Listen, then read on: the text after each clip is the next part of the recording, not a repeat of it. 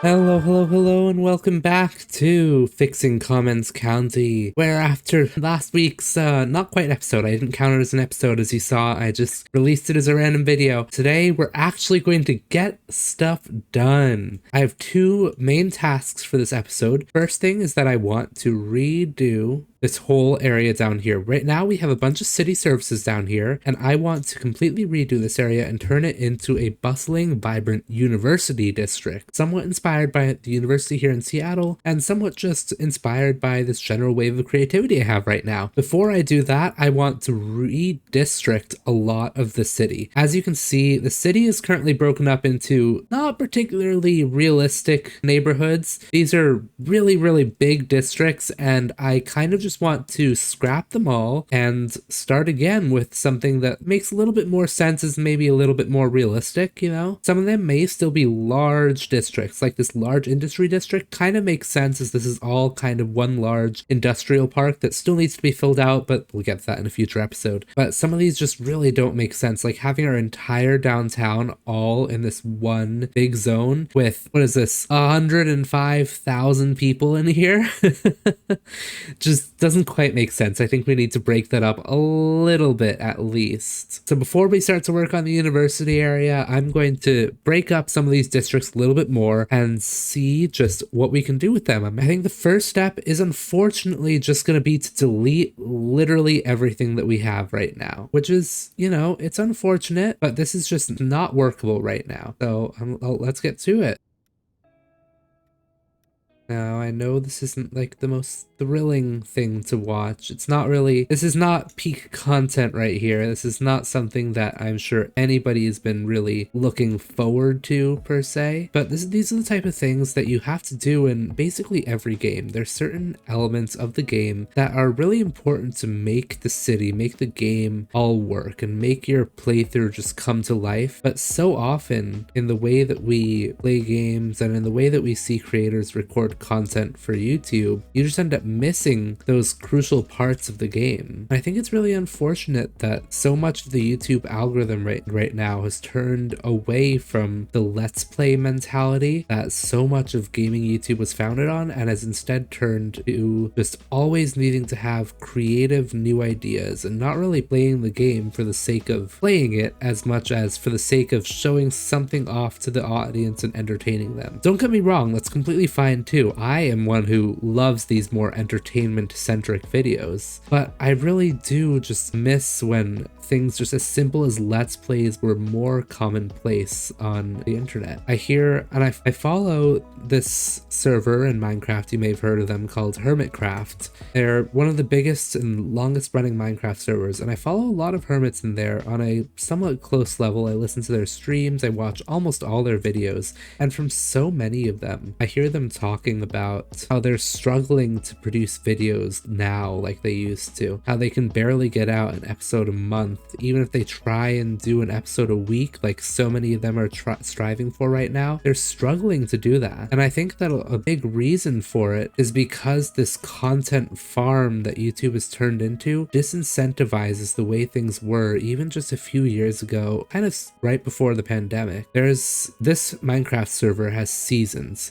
In other words, the world resets every so often, and each time the players kind of change up their play style too. Around the pandemic, one of the seasons did change, and a lot of these channels just blew up in popularity as people were staying home and watching YouTube videos rather than watching them after work like a lot of people are doing right now. And around that time, with this new growth in popularity, so many of these channels tried to rebrand and change how they did things. Prior to this pandemic, prior to things blowing up, prior to that season change, a lot of the videos that these Minecraft YouTubers created were just log onto the server, do whatever you need to do, record an episode. When you've reached a certain amount of recording or a certain amount of progress, you end the episode. You don't finish your build, you don't finish everything you're working on right then, right there. You just kind of You just kind of see what you can do in the time that you have for an episode. And if things don't finish by the end of the episode, then that's fine, because that's how the game gets played. That meant that a lot of times these people were releasing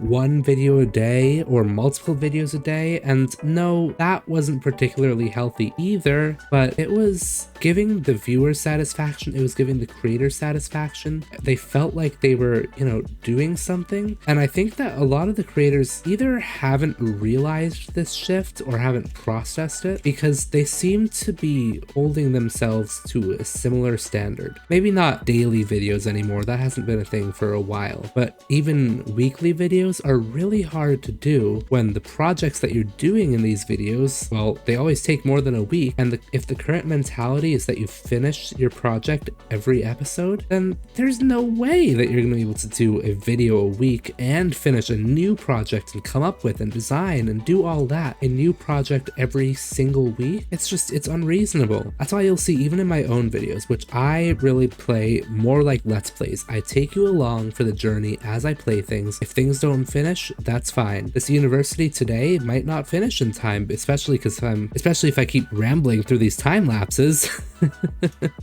This video might not finish in time, and the project in this video might not finish in time, and that's all right. But even for me, it's a struggle to have new ideas and new projects every single week. There's some times where I'll just end up re-recording a bunch of different episodes for these series that I've got going on, just because that's when I have the inspiration, and I'll then go through a couple of months where I just can't come up with a new project. And I know that I could force myself to rehash an old project, rehash something I've already done, but that is how you get burnt out. And I feel like that's what so many of these folks are doing, is holding themselves to unreasonable standards where their standards haven't evolved as fast as their videos have. That makes any sense. I think that a lot of these creators could actually benefit by going back to that older Let's Play style of video. Exuma Void, one of the other hermit crafters, is kind of an example. Or you know what? I can go for three different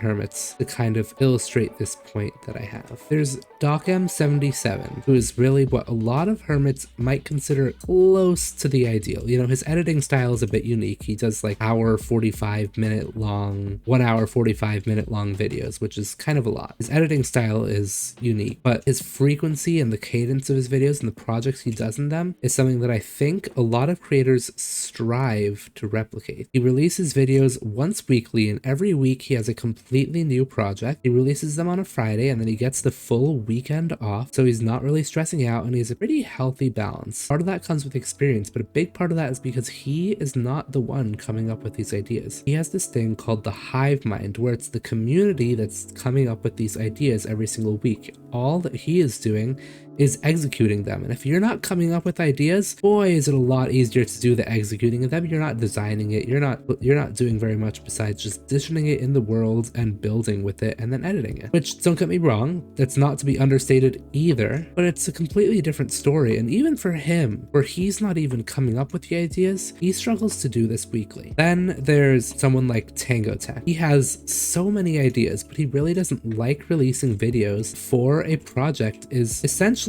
completely done. This makes it really hard for him to get anywhere close to his release schedule, because he ends up often saying in his videos, yep, I'll get this done, this will be a 3-episode project at max, or something like that. And then he won't release a video in like a month or 2 months because he's waiting for the project to actually fully finish, which is just not really a sustainable way of growing, not really a sustainable way of producing videos. Nothing against that, but he recognizes the problem and just isn't quite able to do things and just doesn't really have a solution yet. Then there's someone like Exuma Void. For a long while, especially over the pandemic, he was in the same style of creating videos as so many of the other people on YouTube were, but now he's begun to resort back to his more classical style of making videos, where he just puts out content whenever he feels like it. And he's now making videos a lot more frequently, and it seems like he's having a whole lot more fun with them than he had in the past. And it's really cool to see the different shifts in YouTube mentality. Anyway, I've kind of lost where this rant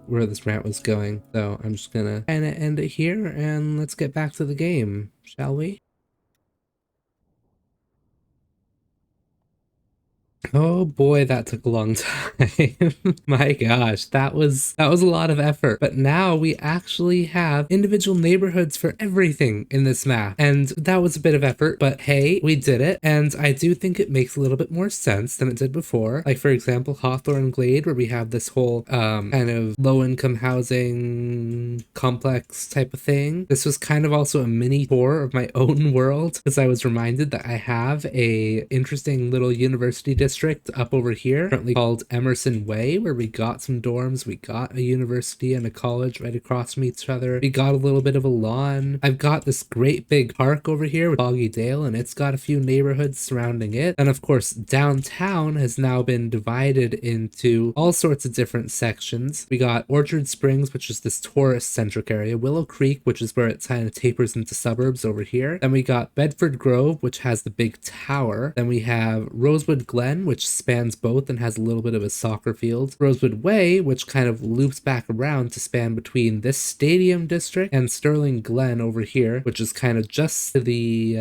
let's say, west of this university district. Then we got Birdsong Junction right in between all these different other towns. Then we got Highbrook, which is north downtown, tapering off into these two suburban districts. Then we got Coleridge End, which is that district we're going to be working within later in this episode. We've got our industrial areas and this little suburban area that we worked on the last few episodes. And then, of course, all sorts of other districts throughout here. My favorite, or the most classic ones, being these right over here. These 5 or 7 districts are the first area that I played in on this entire map. Mill Bluff for the industry, Myrtle Downs for the first specialized industry, Green Acres, and Sycamore End, where I placed down the special buildings and started to build more dense, and then Emerson Acres, Barlow End, and Parker Terrace, where I built the first bits of suburbs and a little bit of row housing. You can see the suburbs up on the hill, and of course, the very first thing I built in this whole city, right down here on the waterfront. All this is stuff that I feel like will need to get touched eventually, but right now I'm keeping it kind of historic and leaving it somewhat as is. With all these new district names, I don't think I'm going to get around to renaming all of them quite yet. I think I might rename them as I touch them. So for example, I'm going to rename these few industrial areas and then Coleridge End by the end of this episode, and I'll keep on doing that until we have a fully customized and now redone city. On with the episode. Okay, it is the next day for me in real life, and I have been fixing up a few random issues here and there in the city before starting to record. You know, we had a really big traffic jam right around this intersection where there was a tram perpetually stuck in boarding mode right here, and so there was a huge buildup of passengers and they had to delete that tram and clear out the intersection, clear out the roundabouts a little bit, and now things are flowing a lot smoother. We still have a buildup of people waiting over here, but we've got some trams on their way. They're just kind of bunched up in the back over here, and once these trams make their way over to the station, I'm sure that all of this buildup will get cleared out in no time. Now that we've gotten that fixed up, we should be in a better state, which means it's about time for us to start working on the main goal for this episode and probably the next one, which is this city services / university district campus. I think the first step I want to do here is actually clear away all of this beautiful vegetation. I know, it's a shame that I have to clear all this out, but I just cannot really see the topography clearly with all these trees around here. I expect that we're going to end up pushing onto the other surrounding riverbanks as well. So I'm going to clear out a little bit over there, all the way up to the highway maybe, because we're going to want to develop a whole area out to there. And then I'm going to push us back right up to around the back where I expect that we cannot or don't really want to go much further. Now we're going to reforest a lot of this area pretty soon, but at least for now, I think this is the situation that we're dealing with. And now suddenly this area looks like naked. In the grand scheme of things, this whole area just looks kind of sad now. It's almost unfortunate. Anyway, let's see the terrain that we're dealing with. This whole section down here looks pretty flat, which is nice. It means that we can develop this whole area as a kind of cohesive university campus in itself. We can lower it down without too much issue. And then we have this big hill along the back over here. I might add in some pedestrian pathways crossing through here and maybe across the street and just use it more for vehicles and right of way and maybe some sort of nature reserve / green belt type of effect, kind of like we got going on over here where it's these green belts on the hills. Then between this flat area and the highway, it looks like we've got a bit of cliffs, especially if this gets lowered, we'll have a fair bit of cliff sides, but then we have some relatively relatively flat terrain up here, or at least flattenable, stuff that we can make work. We can make things work up here. Natural inset into the hill over here. So maybe we can use this for one intersection. We can have an interchange on the highway over here and have the exit come on down, loop around, maybe follow the coast over here before slowly making its way back. And then right in the middle over here, we can have a bridge segment of some sorts to kind of connect up this main university area with this upper area.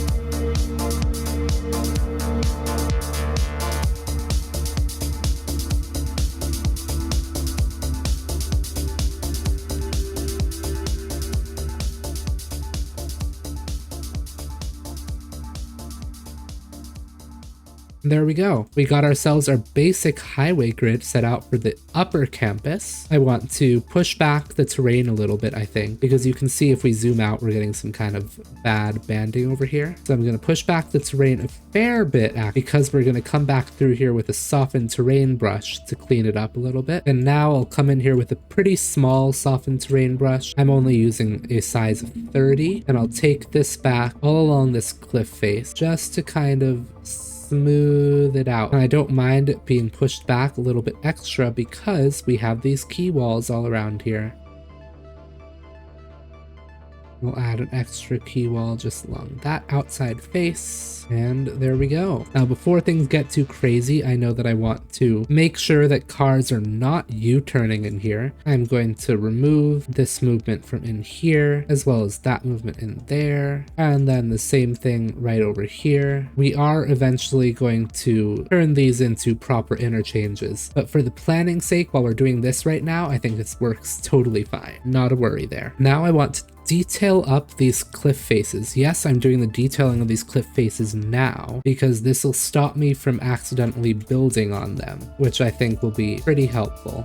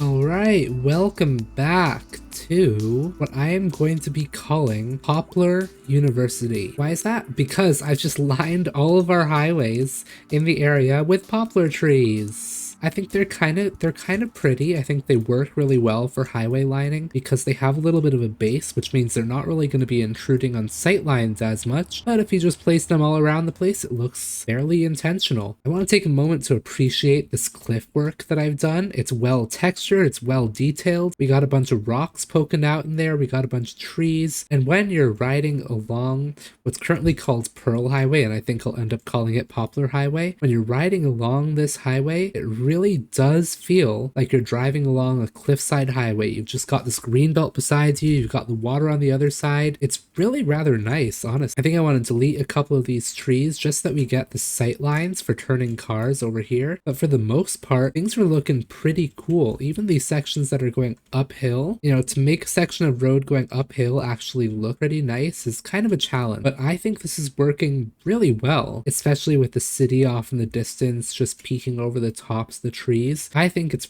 really pretty. Now the next step is going to be to lower everything on this side to match the height of this waterfront that we got going on over here. I think it's working pretty well. I think the elevation over here is pretty close to the water, but not so low that it feels like it's going to flood in a tide. So I think we can lower that. It definitely feels better than this giant wall we got over here. And I'm just going to use move it. First, I want to make sure that all the nodes we got on this side are actually set to the same height, and they are. Very good. Then I want to do a batch select of everything that's on this side. Now this is going to be a little scary, but I think we can make it work. And with all of this selected, this is scary. This is a big moment right here. I'm going to control H it to this one same intersection, and boom, everything gets lowered down.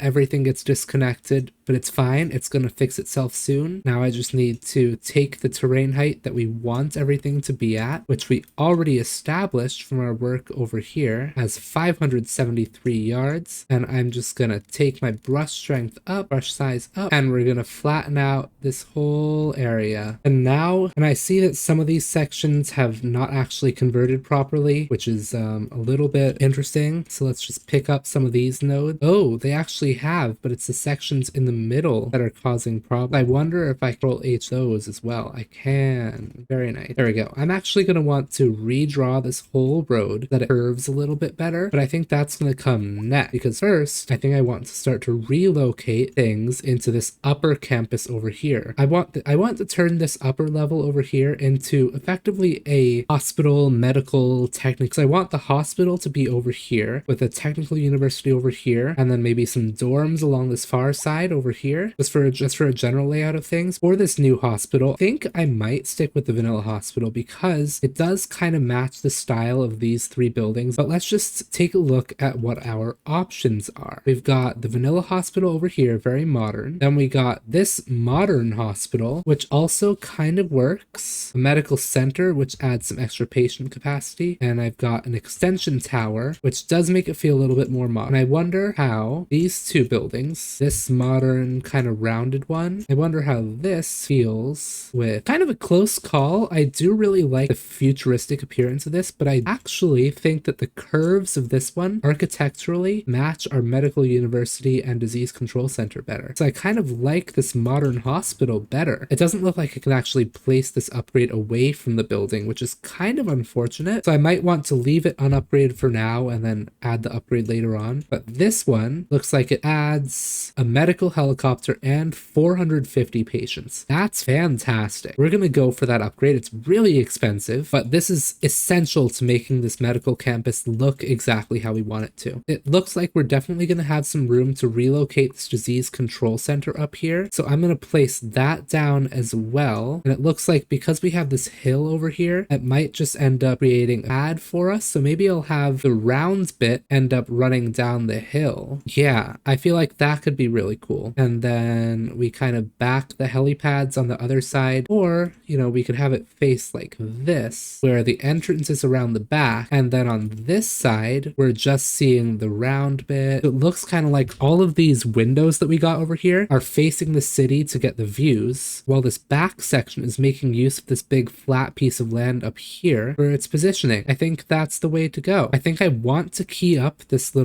corner over here, and I'll place the key right there. I think that works pretty well. I like how this is kind of a lower bit of campus, which makes sense. The entrance is back here, and then we're just going to want a little road to be dragged out in the back over here, which leads really well to whatever we're going to put around this hospital over here, which I suspect is going to be a fair bit of parking, because the amount of parking on this is somewhat minimal, and I think we're going to want a lot more than that. Now, while we're at it, I think the next major thing that we want is to place down our medical university, and we're going to place it right there. How's that? And I'm going to turn this guy off just for now, just like we've done with this other hospital, so that we don't have crazy redundancy and crazy cost inflation because. And now I think the last one that we want is this health research, which I'm also just going to from here, and we'll find a place. I feel like the best option for this building is right up in this. That's what I think this will kind of complete this whole 3-level campus over here, leaving the main university to its own devices. I could place this up here, but then it kind of really gets dwarfed by the university. But if I place it up into this corner, and I think I'll back it out a little ways, that's maybe right around there, and I want to lift it up using move it. I want it to be at this level. Now this feels like it's a signifier of the campus. It's a big part of this main entrance we got over here. And if I recolor it, oh yeah, that's more like it. That blue color I took from back here, that's working really well. And if I maybe put that right here, and now we've got blue there, we got a blue there, we got a blue there. Maybe if I select this expansion tower, I can also make it blue there. Oh yeah, that is the color consistency that we like to see. Yeah, we got a blue theme going on over here. And is there any blue that I can paste into there? Kind of. There you go. Darken up the blue in here, and ooh, look at that blue band. This is looking awesome. I love this little bit of a medical university tech. All right, first,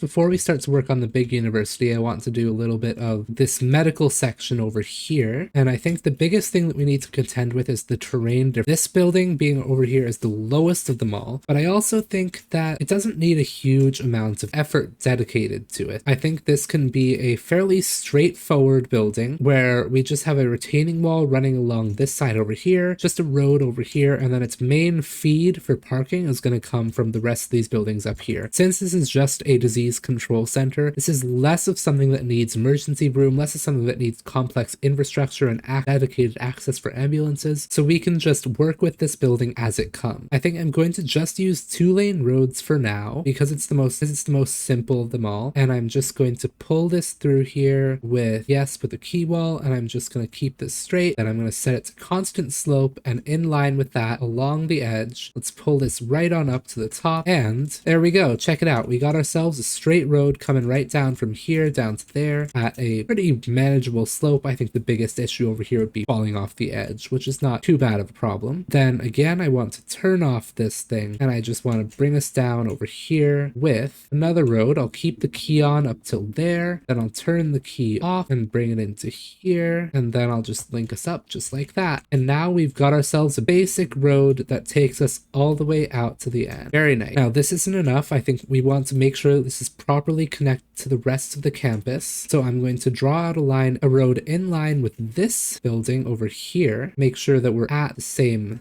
height. So we're going to need to do a little bit more terraining. This one can just be an alley, which we'll have looping around the building, but I do want it to upgrade to a 2-lane road around here. And then we're going to send this road down the hill at a constant slope, and then we're going to curve it right into that intersection. And there we go. That's pretty straightforward. Only 8%, although it looks a little bit steeper than that. This is only 8%, as the game has reassured me. So I think we're doing well on that front. I want to again add a key wall to this side, I think, just for my own peace of mind and for the peace of mind of anybody driving around here. I think I want to extend out this key wall over here just by adding a node, so we have a little bit of a parking section in front of the control center, but key walls everywhere else. I don't think people should be parking along these back sections, so we're just going to extend out some grass alongside over here. People parking over here is totally fine. People parking along the disease control center is fine, but I don't like them parking this close to the intersection, so we'll bring that in as well with maybe not some grass. Maybe we'll turn that into just solid concrete. And now with that disease control center done, it means that we can start to figure out a place for this modern hospital. I think this might be partially determined by where we're able to fit this research institute, because I really want this alleyway encircling the research institute entirely, and I actually want to add quay walls all around it, which will kind of serve as a bit of a fence for the area, a little bit of visual interest, a little bit of protection. I think this is still working. I might need to move some of these trees in a little bit. I think this is still working up here, but I know that I also want to fit in a parking structure in this area. So what I'm going to do is I'm going to add effectively a frontage. So it's going to parallel this highway that we got over here, and it's just going to be a little alley, and that's going to link up these two roads to start create a little bit of an encircling around this modern hospital.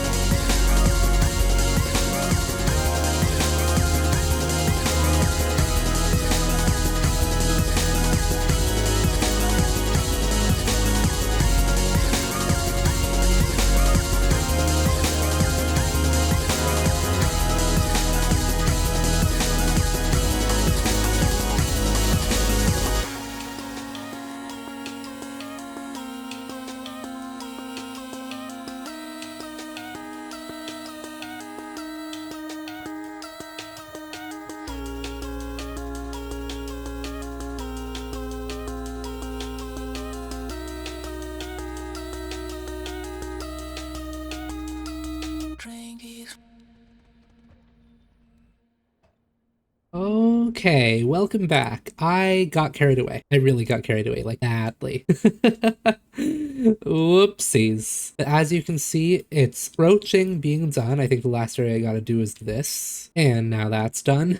Sorry, I am so into this right now. I'm having so much fun. Okay, this section of our city is now done. And you can see that it's kind of up to par on the detail level as a lot of the areas we've been doing more recently. For example, we already talked about how the Health Research Institute, then the hospital, and then the Disease Control Center are all on 3 different levels. And we can see that each of these has a couple of main ways to access it. But one of the main concerns for this area was that there just wasn't very much parking. I made sure that everything that was around these buildings is either terrained because it's on a hill, or if it's flat enough, I made it parking. So first off, we got a multi-level parking structure with an extension with extra levels. I'm going to make this free just to make sure that we're getting a little bit more use. You can see this main lead up into the hospital is pretty unique. What I really wanted to do over here was make an ambulance only turnaround area so that when people are going into what I assume is over here, I'm assuming this is the emergency room, maybe the front entrance, but I'm assuming right here. I wanted to make sure that this area was just for ambulances to be able to get out, or maybe pickups and drop-offs as well. But at its core, I really did not want normal cars who just are in search of parking to be driving down here. I want this to only be for pickups, drop-offs, and emergencies. Parking access is on the 2 other sides over here. We got Crest Street, which has some parking along the street, followed by the parking in the hospital itself. And then we got Hemlock Street, which has other parking along the street, as well as a couple of surface parking lots that I need to replace, I think. There we go. A couple of surface parking lots, as well as the multi-level parking building and access to this other lot. And then that loops around to meet up with Rook Lane, which is our little alley up here for the Health Research Institute, where there is its own parking for these modest parking lots. I keep on having to replace my parking lots because the stalls are disappearing on me. If you have any ideas how to stop that, please do let me know. Before we go, I want to make sure that these are fully connected with water and sewer. So I am going to run some water and sewer connections under the road where they belong. And then I'm going to electrify all these roads so that we get some nice street lighting on them. And if I enter our electricity view, we should now be able to see that there's both lighting and water and sewer that should flow into these buildings once we unpause it. All of these buildings. Fantastic. Now I'm going to turn all of these on, and I'm going to turn this old hospital off. Now we've got these new facilities up here that are operating in place of this old one. I'm actually going to bulldoze our old hospital. Bye-bye. There it goes. And you can see I love how this district is starting to turn out. Before we go, I think the last thing I want to do is just add a temporary emergency connection in over here. Just a little bit of a bridge, because I'm aware that I've just removed the big hospital link for this whole area, so it's going to take longer for ambulances to go from here into downtown. They're going to have to go through these interchanges. So I just need to add this temporary bridge. We're going to redo this. Very soon, we're going to redo this bridge, and we're going to continue to redo all of these areas in the next episode. But this is already an really long episode because I've just gotten way too into it. So with all that said and done, I'm going to see all of you in the next episode. I appreciate you for watching. I hope you're enjoying this. I hope you think this campus is as pretty as I do.